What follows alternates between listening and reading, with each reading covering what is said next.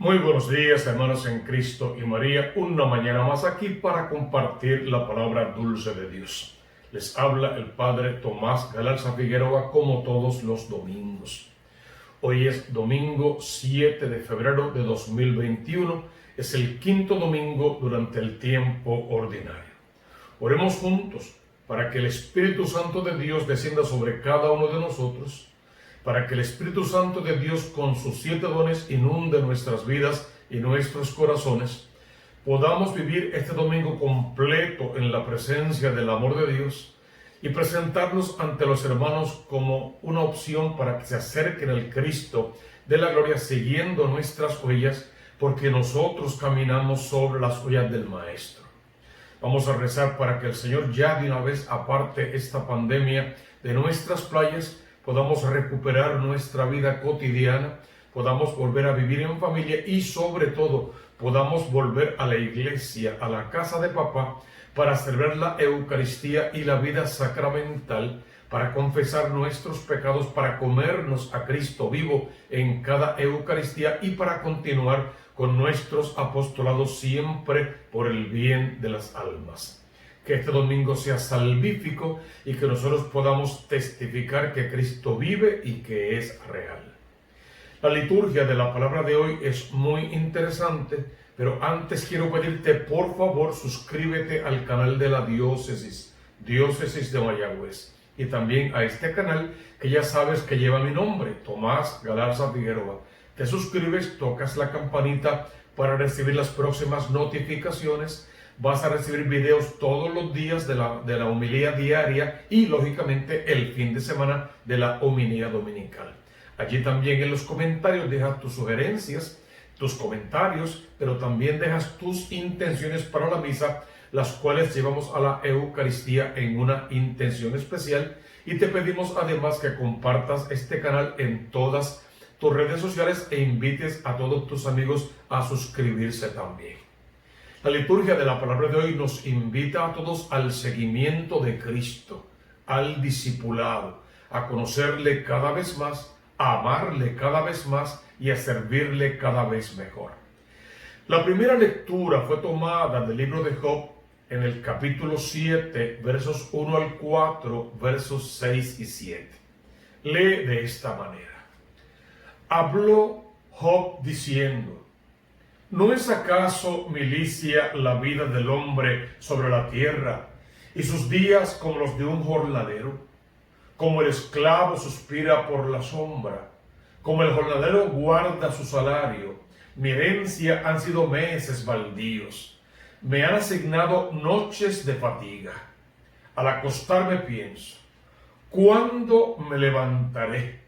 Se me hace eterna la noche, y me harto de dar vueltas hasta el alba.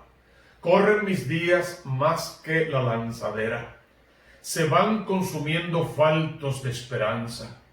Recuerda que mi vida es como un soplo, que mis ojos no verán más la dicha. Decimos palabra de Dios, respondemos que alabamos Señor, porque creemos que esta es la palabra viva de Dios. Quiero compartir contigo unas ideas sobre el libro de Job, para que podamos entender mejor esta lectura y todo lo que con ese libro tiene que ver. El contexto de este primer fragmento es la primera ronda de diálogos e intervenciones. El género literario del libro de Job es muy cuidado. Se trata de una larga reflexión doctrinal en forma de diálogos robustos y bien cuidados. Una dramatización de la experiencia del dolor y la búsqueda de una explicación. Hay algunos temas de fondo muy acuciantes para el hombre de entonces y sin duda también para los hombres y mujeres de hoy. Es siempre el dolor consecuencia del pecado del hombre y el sufrimiento del inocente. Pero, ¿es que puede el hombre declararse inocente frente a Dios? ¿Cómo compaginar el sufrimiento humano y la justicia divina? ¿Cómo entender la retribución? ¿Cómo resolver el problema del hombre y el problema de Dios? Estas son algunas de las radicales preguntas que se plantea el libro de Job, una de las obras maestras de la literatura bíblica y la literatura universal, y verdadero culmen de la tradición sapiencial. El autor de este libro no ha sabido plantear el problema, mejor dicho, el autor de este libro ha sabido plantear el problema, cuestionar el viejo axioma en Israel sobre la retribución, pero no alcanzó a la solución profunda y convincente. La revelación veterotestamentaria sigue un itinerario pedagógico cuidadosamente presentado. Observemos cómo este libro está en su mayor parte en verso. Los diálogos de los amigos de Job con él, por ejemplo, y dos piezas mucho más cortas pero en prosa, el prólogo y el epílogo, en las que predomina el planteamiento tradicional. Job es religioso e íntegro, en consecuencia es bendecido. Cómo, a pesar del infortunio, Job se mantiene fiel y al final se verá largamente recompensado. Se trata de una perla de la literatura israelita y de la literatura universal, tanto por el vigor de sus recursos literarios como por la fuerza de los problemas que aborda de una forma valiente y audaz. Muchísimas preguntas podemos hacernos en torno a este libro. Si Job es una persona, es un prototipo o una representación. Si realmente es una historia de la vida real o es solo una parábola más, un poco más larga que las demás. Y muchas otras preguntas parecidas. A mí me parece que la respuesta no es tan importante, en tanto y en cuanto entendamos que es palabra de Dios, que fue inspirado, y lo que pretende es ver la lucha del hombre fuertemente arraigada en el corazón del hombre por su propia salvación, la retribución que viene de parte de Dios y lo que tiene que padecer el hombre honesto, sincero, que busca para sí y para los demás el reino de los cielos. Entonces Job se nos presenta como aquel hombre bueno, temeroso de Dios, responsable con su fe y con su familia, que fue presentado ante la prueba, que pasó la 1001 vicisitud, que se mantuvo fiel a pesar de que aún sus amigos y sus parientes lo rechazaron, lo culpabilizaron, lo martirizaron. Él se mantuvo fiel a Dios, incluso sin fallar contra los enemigos, y por eso al final fue retribuido y su recompensa fue mucho más grande en este mundo, sabiendo que incluso alcanzaba también la vida eterna. Entonces nos acercamos a la lectura del libro de Job como si fuera nuestra propia vida, sabiendo que vamos a encontrar pruebas en el camino, pero que en el nombre del Cristo de la gloria pueden ser superadas. ¿Por qué prueba el Señor a unos sí y a otros no? En primer lugar, el Señor los va a probar a todos de una u otra manera. La palabra te dice que Él no pondrá cargas fuertes sobre hombros débiles, los va a probar a todos. ¿Por qué prueba a todos? ¿Por qué te prueba a ti en este momento con una enfermedad, una pérdida, una calamidad? ¿Por qué te prueba a ti? Porque pudo haber probado a cualquiera. Y porque Él se aprovecha de todas las experiencias de la vida, las buenas y las menos buenas, para sacar de ti un hombre de Dios, un cristiano auténtico, un católico de verdad, alguien que sabe conocer y diferenciar entre el bien y el mal y hace una opción preferencial por el bien. Nos acercamos a la lectura del libro de Job y le pedimos al Señor la sabiduría para poder leer en ese libro nuestra propia vida y para que también esperemos y alcancemos esa retribución y sobre todo que la gracia de Dios permanezca siempre con nosotros, porque decimos hasta el cansancio, Él está con nosotros, Él está de nuestra parte, y si Él está con nosotros, ¿quién podría estar en contra nuestra? A esta primera lectura va a responder el Salmo 146. Mira el estribillo. Alaba al Señor que sana los corazones destrozados. Entonces ya con ese estribillo acércate al Señor con tu problema, tu pena, tu soledad, tu tristeza, tu depresión, tu amargura. No importa el problema que tengas, acércate al Señor, porque Él sana los corazones destrozados. Porque Él tiene mano de médico y de medicina, porque Él tiene para ti una promesa de vida eterna. Solo tenemos que mantenernos fiel a su palabra, esperar y confiar en todas sus promesas. ¿Cómo leen los salmos, los versos de este salmo? Alaba al Señor, que la música es buena. Nuestro Dios merece una alabanza armoniosa. El Señor reconstruye Jerusalén, reúne a los deportados de Israel. Él sana los corazones destrozados, venda sus heridas. Cuenta el número de las estrellas, a cada una la llama por su nombre. Nuestro Señor es grande y poderoso. Su sabiduría no tiene medida. El Señor sostiene a los humildes, humilla hasta el polvo a los malvados. Oremos con poder, pidiéndole al Señor que nos mire con ojos de bondad, que se acuerde de nosotros en el día de la prueba, que escuche nuestras plegarias y atienda a nuestras necesidades.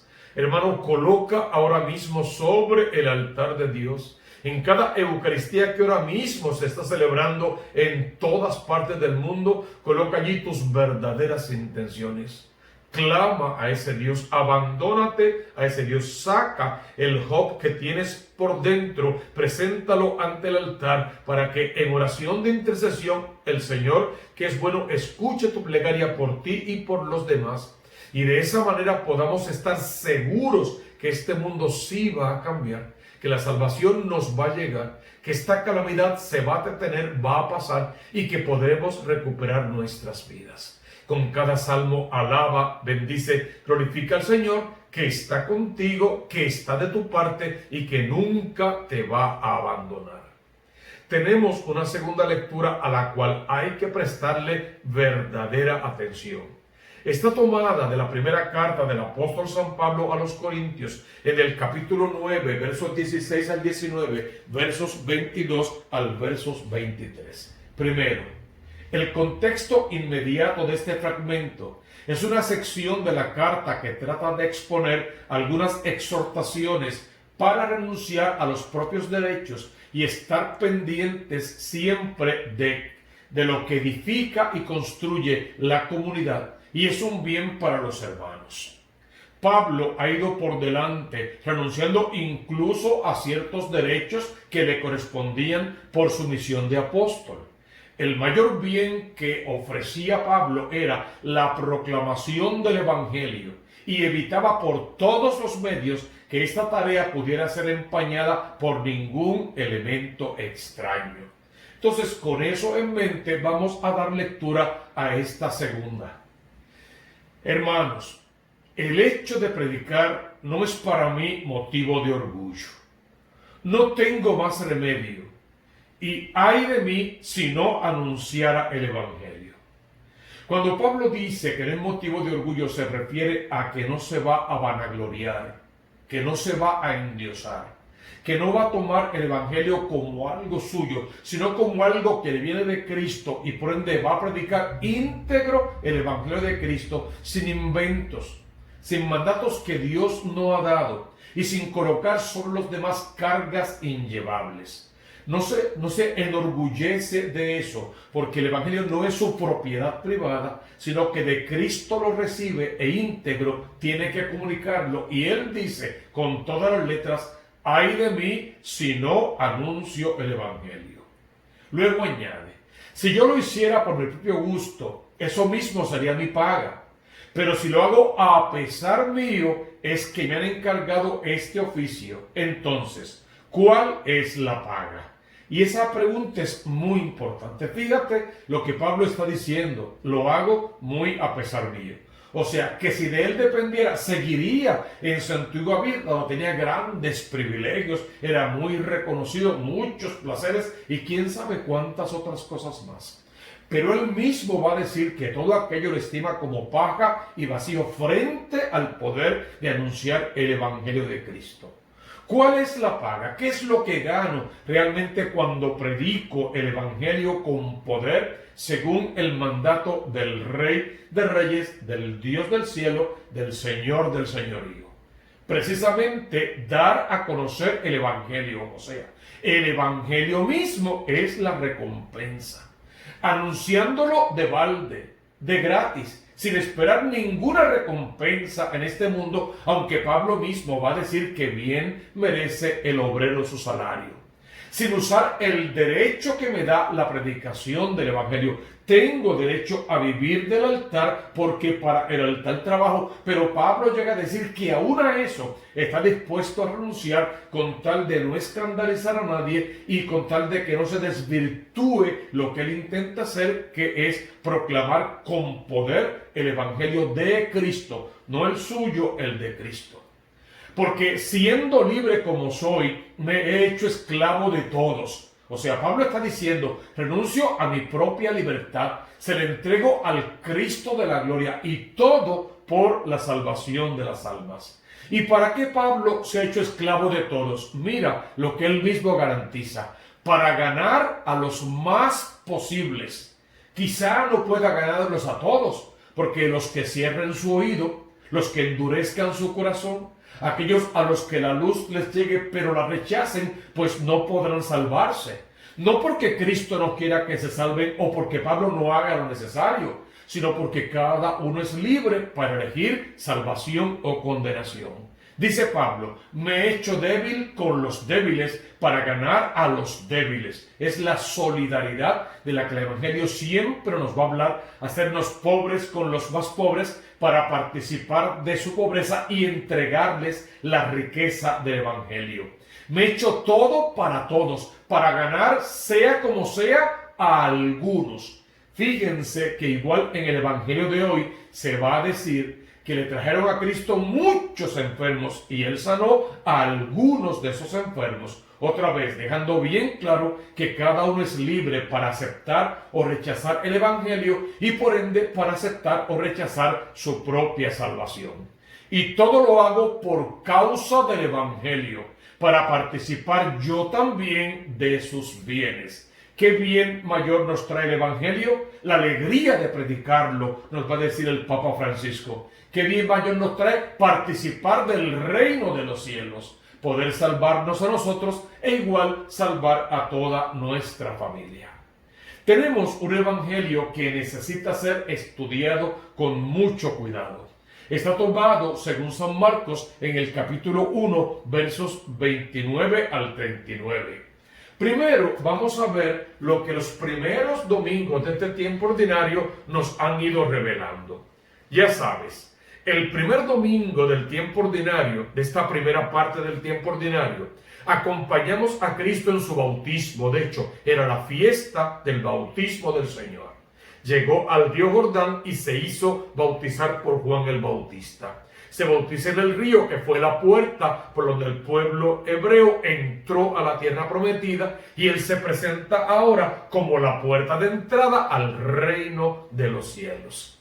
En el segundo domingo del tiempo ordinario vimos a Juan presentando a Jesús como el Cordero de Dios que quita el pecado del mundo y diciéndole Juan a sus discípulos que siguieran a Jesús. Y en cuanto los discípulos le preguntan a Jesús, Maestro, ¿dónde vives? Él responde, ven y lo verás. Y entonces en esa respuesta encontrábamos una invitación a conocer a Jesús, a participar de su vida y de su ministerio, a quedarnos con él y a ser colaboradores de la predicación del Evangelio.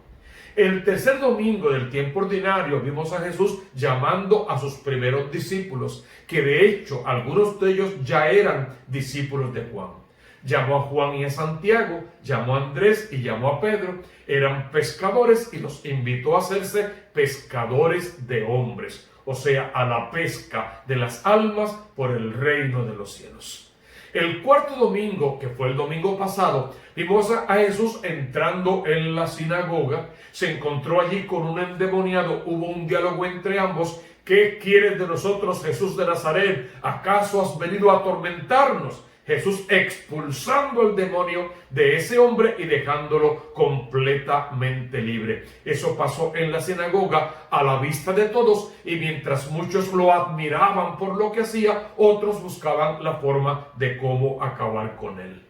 El quinto domingo, que es este que estamos celebrando, presentamos a Jesús curando a la suegra de Pedro, y continuando su ministerio público. Vamos a ver de cerca este evangelio. En aquel tiempo, al salir Jesús de la sinagoga, fue con Santiago y Juan a la casa de Simón y Andrés. Ya dijimos que estos fueron básicamente los 4 discípulos que él fue llamando, y todo indica que tanto Juan como Andrés eran discípulos de Juan el Bautista.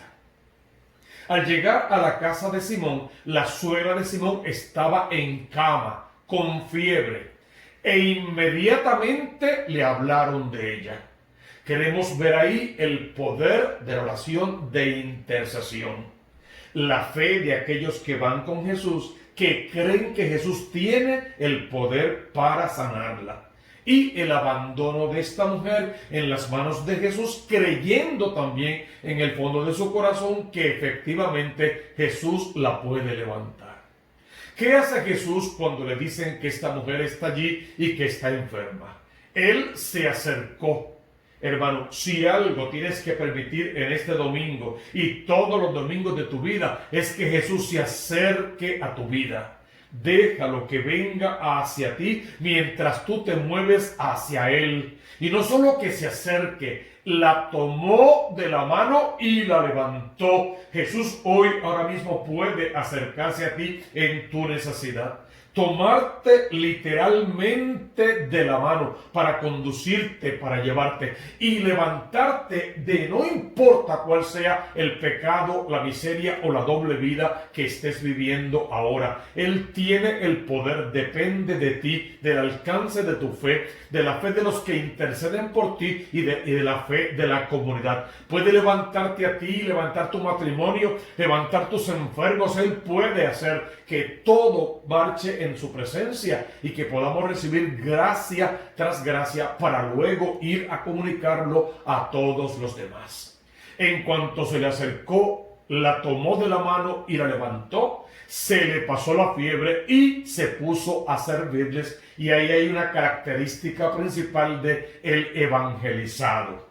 El que recibe el evangelio tiene que compartir el evangelio en las mismas circunstancias que lo recibe. Esta mujer fue tocada, fue sanada y se levantó a servir, a hacer lo que sabía hacer, porque eso era lo que ella hacía siempre, servirle a su familia, pero ahora va a servir por el reino de los cielos, que es la llamada de todo converso. Eso que sabes hacer, ven a hacerlo por el bien de las almas. Luego va a contarnos un itinerario en la vida de Jesús. Al anochecer, cuando se puso el sol, le llevaron todos los enfermos y endemoniados. Su fama corría rápidamente, se enteraban de las cosas que él solía y podía hacer, y todo el mundo quería ir a verlo porque le curaba a los enfermos, porque predicaba bien bonito, porque en otras circunstancias les habría dado de comer. Por esas razones comenzaron a llevar a todos los enfermos.